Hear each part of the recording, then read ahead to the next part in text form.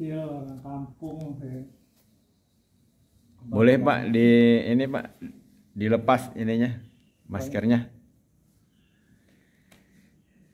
Assalamualaikum warahmatullahi wabarakatuh. Pemirsa, sadulur, sakasur, salembur. Saya ini bersilaturahmi dengan jamaah Masjid Al-Ikhlas ya Pak ya. Jalan Kapten Dansur, Kota Cirebon. Nah, ini yang luar biasa. Saya ini mengikuti dari masih sederhana, sekarang bersih, rapi, megah ya. Ini kalau nggak salah pintunya yang zaman dulu Pak, bukan? Bukan. Baru ya? Baru. Tapi besar ini. Iya. Pintu zaman Belanda ya. Nah, ini yang satu hal menggembirakan, tapi hal yang memprihatinkan nih saya lihat apa setiap pagi nih. Nggak ada anak mudanya Pak. Justru nggak ada anak mudanya di sana. Iya, tapi sebetulnya penduduknya ada sekitar anak muda. Ya jarang. Banyak lah. Banyak sebetulnya ya. Yang hadir kan cuman remako. Remako ya. Wis batu kayak gentian ya.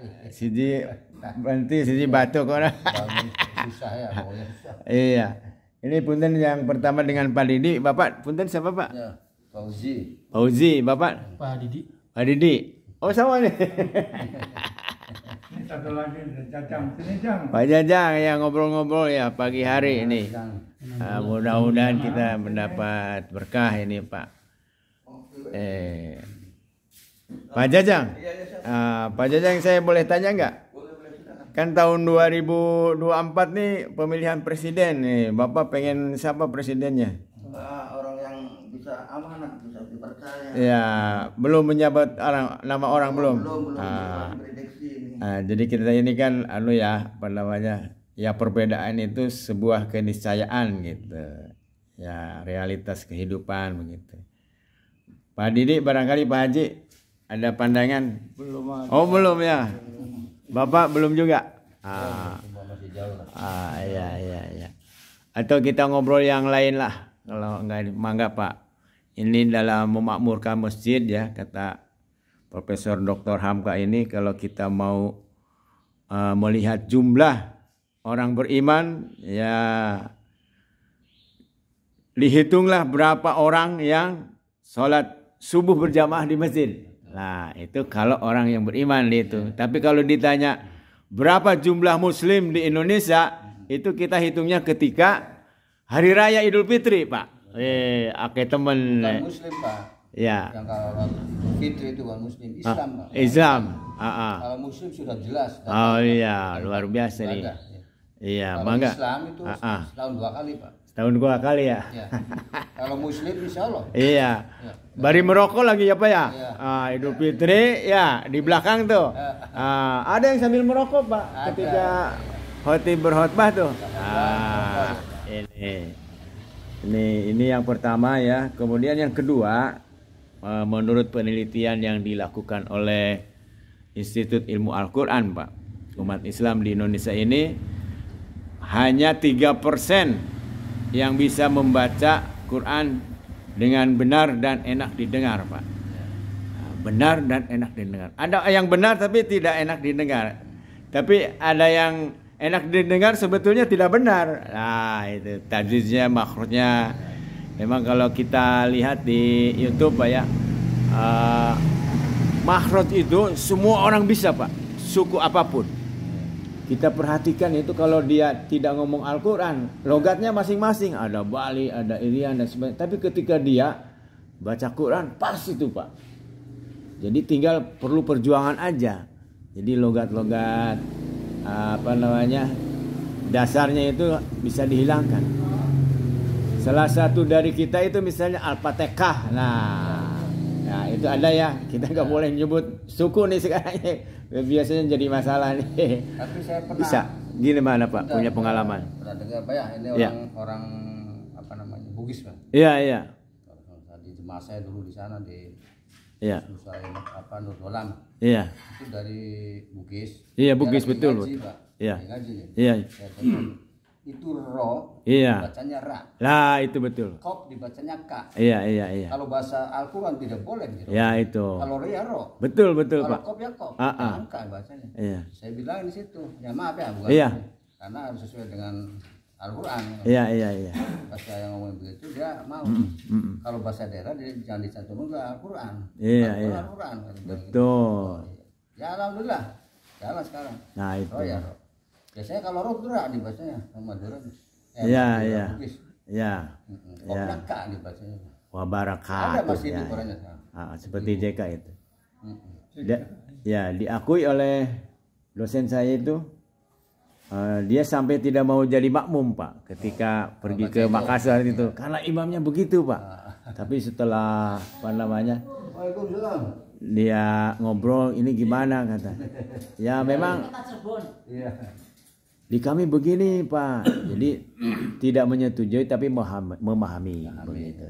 Jadi kesimpulannya tentang makhluk itu semua suku bangsa di dunia itu bisa Pak.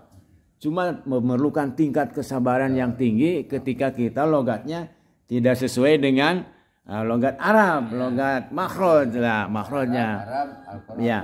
Nah, bahkan orang Arabnya sendiri yang di Indonesia banyak yang salah Pak. Banyak. Iya. Jadi tidak melihat ini Bang, kesabaran kita untuk melatih makhraj itu sungguh luar biasa. Nah kembali lagi kepada hasil penelitian itu. Hanya 3% Pak. Kemudian 37% itu variasi dari mulai terbata-bata sampai makhrajnya belum, tafsirnya belum sempurna. Betul. Nah ini yang sangat memprihatinkan Bapak-bapak. 60% umat Islam di Indonesia buta huruf Al-Quran Pak. Betul. Nah, 60%. Nah ini harusnya sudah ada tingkat ormas yang khusus menangani itu begitu ya. Salah satu usahanya misalnya lembaga-lembaga yang mencantumkan Islam, misalnya Bank Syariat Islam begitu ya. Harusnya mensyaratkan pegawainya itu harus sudah betul baca Qur'annya. Karena orang butuh lembaga itu ya. Ya sebetulnya begini Pak, maaf Ya. ya. Iya Nah, betul. ini dari setiap masjid masing-masing DKM tuh Pak. Iya iya. DKM ini kan supaya di masjid kita banyak yang bisa membaca Al-Quran. Betul. Nah, dia punya gagasan. Ya. Punya gagasan. Iya. Supaya mempelajari membaca Al-Quran. Betul. Nah kalau nggak ada yang melajari, nggak ada yang menggerakkan, ya siapa yang menggerakkan kan? Nah iya iya. Dari pemimpin sendiri. Ya. Harusnya begitu. Ya. Ya nyarilah namanya ustadz, guru. Betul. Untuk jemaah kita supaya bisa semua. Kayak orang sholat aja ngerti nggak dalam Ya. rukun-rukun wudhu? Iya sholat? iya. Itu banyak yang ngerti. Betul. Makanya kalau ceramah-ceramah ya pertama rukun wudhu, rukun sholat. Iya iya. Jangan sejarah dulu. Utama Pak ya. Utama itu dulu intinya. Iya iya iya. Sekarang sholat asal sholat aja banyak begitu. Yang penting ya asal sholat. Nah itu Banyak, betul. Jadi kita apa namanya itu satu peluang amal usaha. Jadi bagi mereka yang sudah masuk 3% tadi mengajarkan yang 37%. Makanya Yang membaca. 37 mengajar yang 60. Betul, ya. Nah ini saya mencoba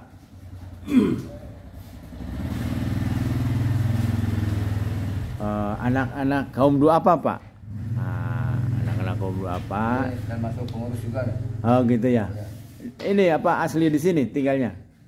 Asli dari Padang. Tinggalnya di sini enggak? Di sini punya istri di sini.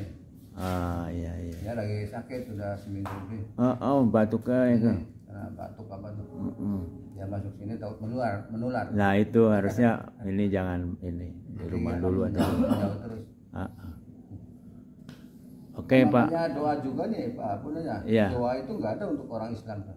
Iya iya iya. Ada muslimin muslimat. Iya. Jadi wali wedaya semuanya sedunia kan. Iya iya.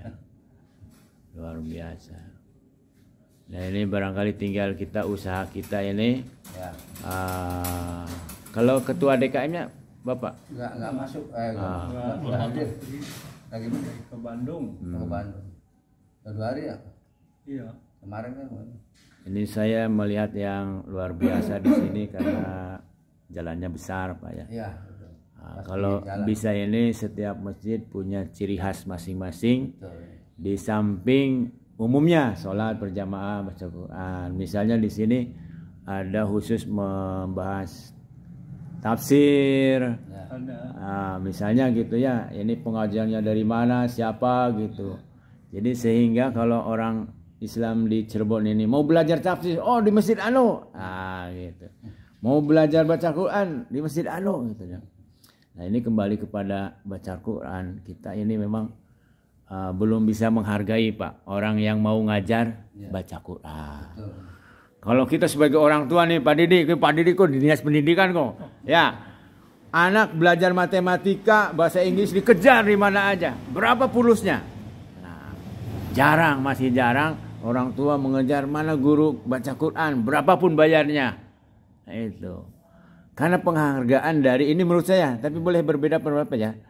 Karena penghargaan masyarakat terhadap ustadz yang mengajar anak Al-Quran itu belum besar, maka jarang sekali yang berminat untuk pengajar Al-Quran begitu. Karena kan semua orang sama hidup itu kebutuhannya, perlu menyekolahkan anak begitu ya, biayanya besar dan sebagainya. Kadang ada yang bilang, wah itu si ustaznya nggak ikhlas karena harus bayar lah, dia juga kan harus makan Pak. Itu, ini yang harus dibangun. Saya itu simpati dulu sama Bupati Indramayu Pak.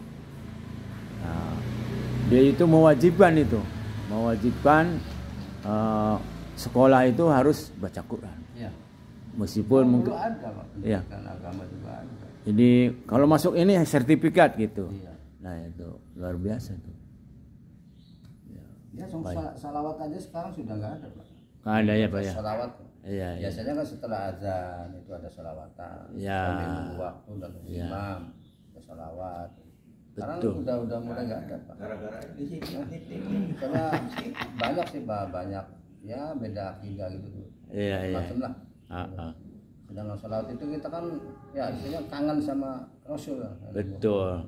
Makanya perbanyaklah salawat di situ. Iya. Di sini banyak yang nggak boleh salat, ada yang mengatakan begitu. Iya. Hanya sudah berbeda-beda gitu. Kalau di kampung masih ada. Di kampung masih banyak setelah azan sholawat. Iya. Iya, ya senang lah baca sholawat. Kita mencintai Rasul, Nabi lah katanya. Iya. Berbacalah sholawat, banyak sholawat. Karena sih jarang sih baca sholawat di musola lain juga ada. Iya. Itu kebutuhan jiwa kita Pak. Ya. Jadi Dulu remaja juga iya. banyak disebut remaja masjid. Nah, dari remajanya dibentuk remaja masjid. Sekarang mau bentuk remaja masjid, remaja belangkang. Nggak ada. Nggak ada remaja itu. Jadi ya susah. Ya terutama sih dari orang tua kita. Iya. Didiknya dari keluarga dulu ya. Iya. Keluarga dulu. Kalau keluarga mau apa namanya menasihati anak-anak harus Iya. masuk musola, Iya. insya Allah lah. Ada mah. Usia anak zaman sekarang mainnya HP baik. Tidak ada anak kecil 3 tahun sudah pintar main HP. Udah pintar Pak ya. Ngerti sama loading. Iya. Anak 3 tahun ngerti loading. Ya, iklan juga udah ngerti dia. Sini. Dan anehnya cepet, bisa itu Pak anak-anak tuh. Luar biasa. Diambil HP-nya ngamuk. Itu. Sampai ke orang tua namanya HP itu. Iya. Coba aja bangun tidur, apa pernah tak nggak megang HP bangun tidur? Apa tidur? Yang pertama dilakukan ya. Iya. HP dulu. Kuotanya habis. Oh iya, kuotanya habis. Iya itu Pak, satu-satunya sektor yang mengalami pertumbuhan ketika corona itu Pak, sektor berkaitan dengan Ya. itu 26%, yang lain minus Pak. Oh itu. Dan sekarang sekolah online belajar, orang nggak punya HP gimana memaksakan ngutang-ngutang. Nah, Iya. udah beli HP-nya nggak bisa ngoperasikan. Nah, udah bisa ngoperasikan buat beli kuota aja nggak ada. Nah sudah pada bisa belajarnya cuma 1 Iya. jam, mainannya sehari. Pintar beli ya Pak? Pinter beli sehari belajarnya, mainannya sejam belajarnya. Iya. Saya kan lulusan corona. Corona. Jadi sekarang kegiatannya apa aja di sini Pak? Masjidin. Yang tadi tafsir itu Dan Ada. siapa yang ngajar? sedang berjalan. Belum. sedang berjalan. Belajar ngaji siapa itu? Ibu-ibu tak? Ibu-ibu rutin itu. Rutin. Belajar baca Quran atau gimana? Baca di sini. Setiap hari setelah Jumat. Ada gurunya, dari mana gurunya? Ada. Dari sini juga udah kita. Iya. Namanya sekarang majelis taklim banyak kan perempuan, nggak ada bapak-bapak gitu. Semua ibu-ibu semua majelis taklim. Iya, itu lebih hebat kelihatannya ibu-ibu ya. Mana bapak-bapaknya majelis taklim nggak ada kan majelis taklim. Iya. Ibu-ibu semua kan. Itu saya berapa kali waktu ini. Saya itu kerinduan terhadap anak waktu kecil kita Pak ya. Habis maghrib sampai isya tuh orang tua ngobrol Pak. Iya. Wis anak udah apa kononnya. Sekarang tidak ada. Itu. Terus kembali ke laptop terus ke HP. Itu ngobrol itu pokoknya nggak pulang lah dari maghrib sampai isya tuh. Itu. Sekarang tuh saya keliling tuh jarang Pak, jamaah juga ngobrol-ngobrol begitu. Jadi Allahumma antas salam, Allahumma lantas jalan. Lantas jalan. As-salatu khairun minan naum. Salat itu naon. Naon. Salat itu naon. Iya, terima kasih nih Pak semuanya bincang-bincang kita di pagi hari, mudah-mudahan kita diberikan keberkahan oleh Allah Subhanahu wa taala. Amin amin ya rabbal alamin. Ditempatkan di surga Jannatul Naim nanti di akhirat kelak. Assalamualaikum warahmatullahi wabarakatuh. Waalaikumsalam.